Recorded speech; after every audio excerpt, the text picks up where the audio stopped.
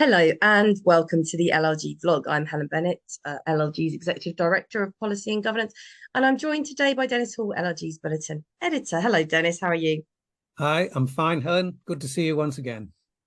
Now, our subject for today is the it's quite causing quite a storm in the sector, is the government's consultation on strengthening the standards and conduct framework for local authorities in England. Now, we've already had quite a few conversations with the membership on this, Dennis. We Indeed. had our MO and National Lead Group meet, and Simon Gouch from Waitman's presented at that. And then we had our Southern meeting, and we had a good discussion around sanctions in particular that are being proposed by the government. But there's quite a lot in this consultation, not just about sanctions, but looking at the way in which governance is dealt with within local authorities, Dennis. So should we have a chat first about the big ones, which is around this concept of suspension? Well, indeed, Helen. I think we should, and there's far more than that, of course, as Yes. you say. And I suppose many will judge the proposals in this government paper by whether they meet the central criticism that has been made about the standards regime, which, as you know, is this: does the standards regime have teeth? I think that is the central question. Or is it indeed pointless?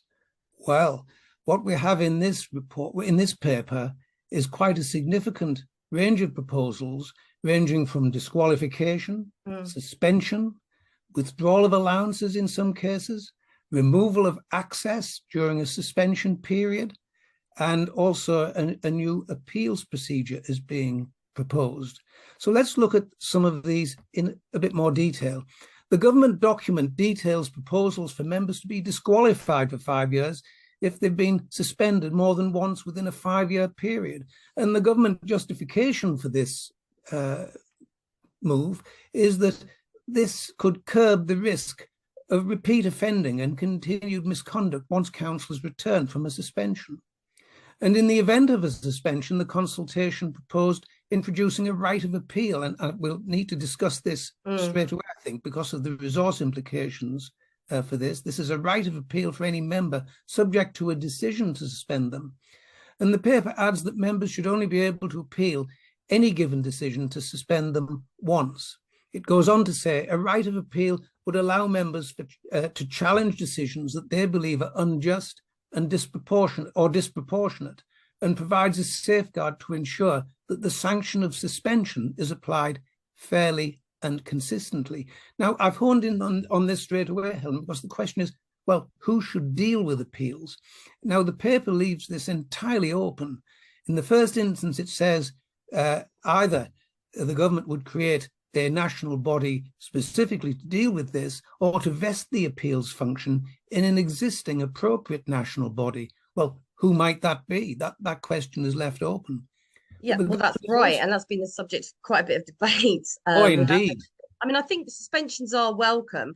I think if we just look at disqualification, we probably discuss that later, but I think that's slightly more contentious because of the effect that it might have on the public administration of the local authority. But we might come back to that because there's some other sanctions that are worth a look as well, actually. But in terms of the appeal, those of us who are of an age will remember the old tribunals and obviously the standards board, and that the standards boards really became a really I think actually, and I think Simon was saying this, that it was completely misconstrued about how busy the standards board would become. I don't think anyone appreciated the level of referrals, but the tribunal system obviously was resource heavy, very costly. Yes, very legalistic. Absolutely. But I think there's also, we've got to throw in the mix here the ombudsman, who has previously put themselves forward as a regulator. And of course, we have that system in Wales, don't we? Yeah. Helen, one of the things that I flagged up in my own thinking with this is that, you should be careful what you ask for in life. That's true and demonstrated by this. Our sector has said the regime needs more teeth. But the consequence of that is if you bring in things as serious as disqualification and suspension, this is going to be a much more legalistic and fought out set of circumstances, a different environment to what we have now. And I do think that this will generate more allegations, because this does give an opportunity to challenge and have a go at political opponents. It's a new mechanism that's here. Well, I think no doubt. The stronger the sanctions, the more cases are going to come forward, and it'll be a far more legalistic environment with people represented and so forth. I think that's right, and I think in some quarters it's definitely going to be weaponized. Yes. Politically weaponized, and there might even be some a very small amount of councillors who would continue to wear it as a kind of badge of honor, or enjoy the press attention that might inevitably come along as a result of it. But I think it is right that we have some sort of provision to try and curtail behaviour, because in I agree. Small percentages of bad behaviour, everybody is aware that nothing can really be done to stop it, or there's no sort of real accountability. There are definitely cases, let me be clear, that have to be called out. But there may be some cases that get into the mix that are unnecessary and will cause difficulties. And can I just deal with a point on appeals before we move on? And this will be of interest to monitoring officers. I don't know whether you know of any monitoring officers who've got a lot of time on their hands. I've never met any. But on appeals, and I think this is irksome, bothersome to me, it says, on the question of in-house appeals, the government will look at whether these should be handled internally. Now, I don't see the case for that. I think there are all sorts of issues around transparency and so forth. But they have actually said in the paper that the document does call for views on whether appeal panels should be in-house within local authorities. Now, I can't see that that is right, and I hope our sector responds strongly on that one. What do you think? Well, I think what makes me a bit nervous is the amount of referrals that might come out from parish councils, actually. And there's a whole funding question there about principal authorities and MOs picking that up. But I think that's difficult. There's some proposals in there around the role of the independent person and voting rights. I think, but it's hard enough, isn't it, to get independent for what, £400 a year or something like that. Look, if you're going to have sanctions, which I think everybody accepts we need some form of sanctions, obviously and inevitably, that then is going to have to be balanced against the Article 6 rights that everybody has. And therefore, it's going to make the system more complex, more time requirements and more resources needed. But there might be something in looking at different bodies for different things. It might be that we have to have some form of tribunal for the disqualification, but that suspensions could be dealt with in a different way. Yes. But if suspension, I'm not hearing that our members would very much welcome an in-house process. No, I can't see that working. No, but I think if the Ombudsman wants to move forward with some sort of role, then it has to be right that the standards committees are strengthened and given more roles and responsibilities in this whole process.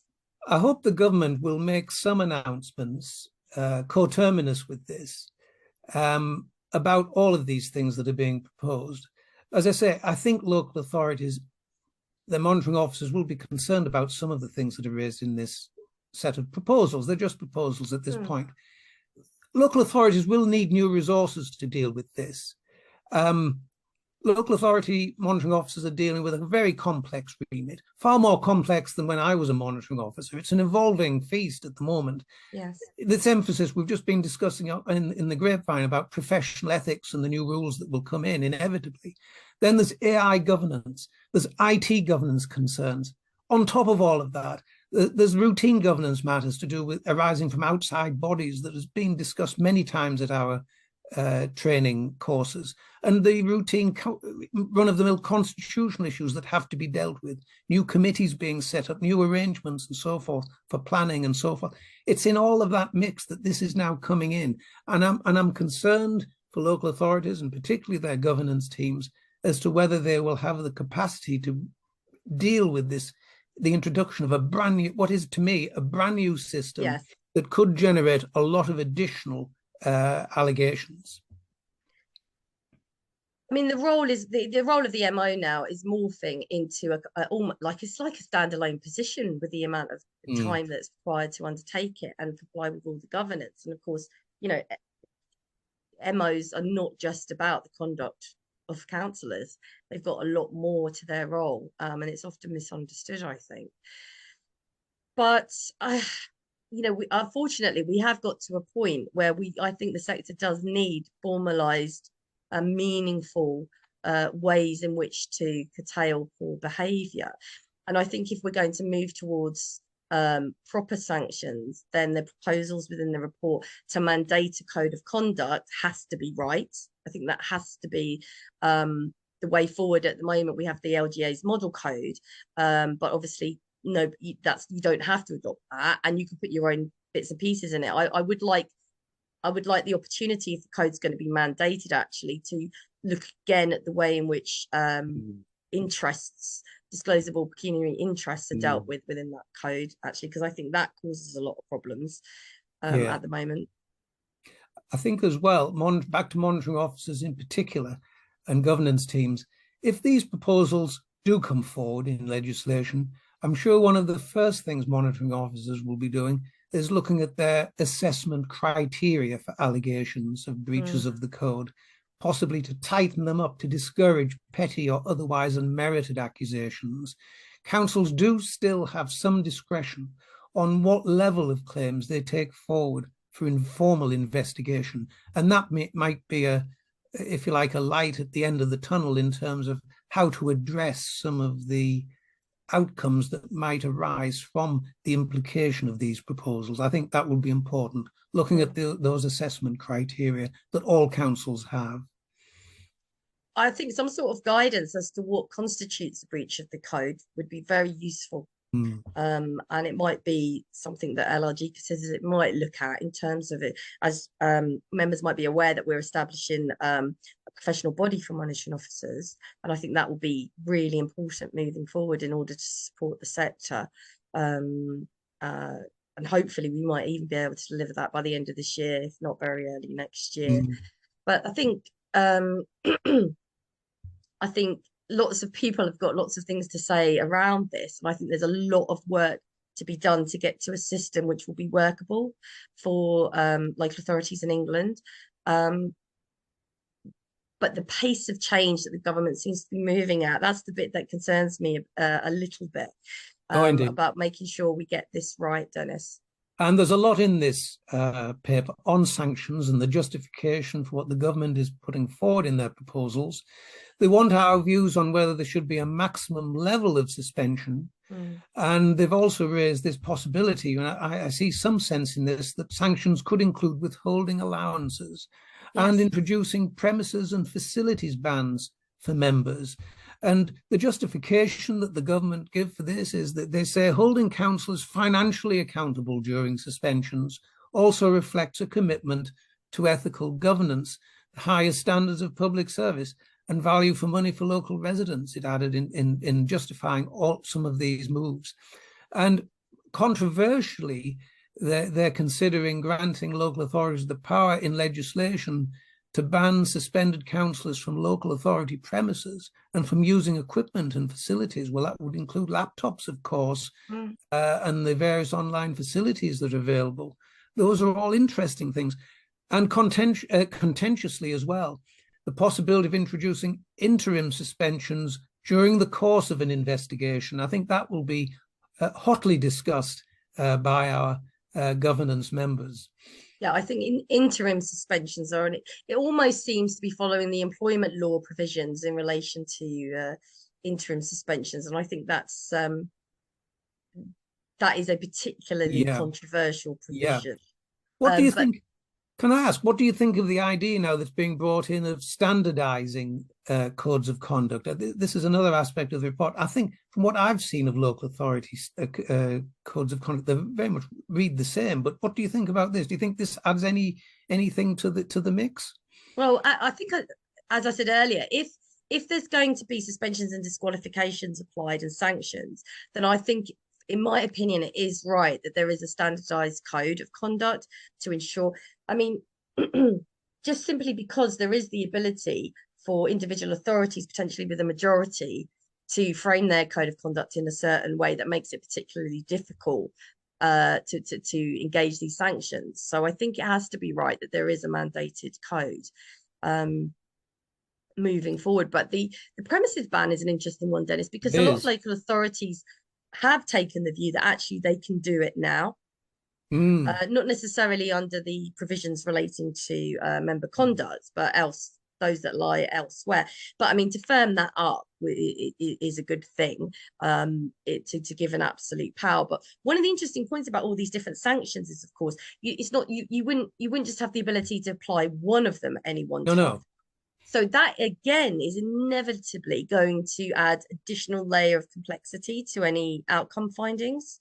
If you're going to apply a variance of potential sanctions against councillor. But it's all very interesting, Dennis. It is. I think all of these proposals give the teeth that the sector say that they want. Yeah. I think there's another side to the coin, because I think that things will be much more harder fought out. I think there'll be representation. I think proceedings will become more formal, undoubtedly. Yeah, absolutely. Well, we have got another member event this week where we're inviting people along to the roundtable to air their views, because we're really, really keen. And we would also ask members to complete the survey that will be circulated.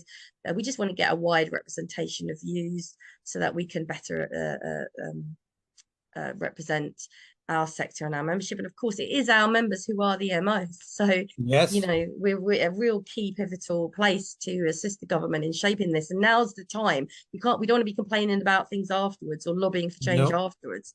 We want to get ahead of that curveball. So yes, LLG gives a good opportunity, a great opportunity indeed, for MOs and monitoring office. MO.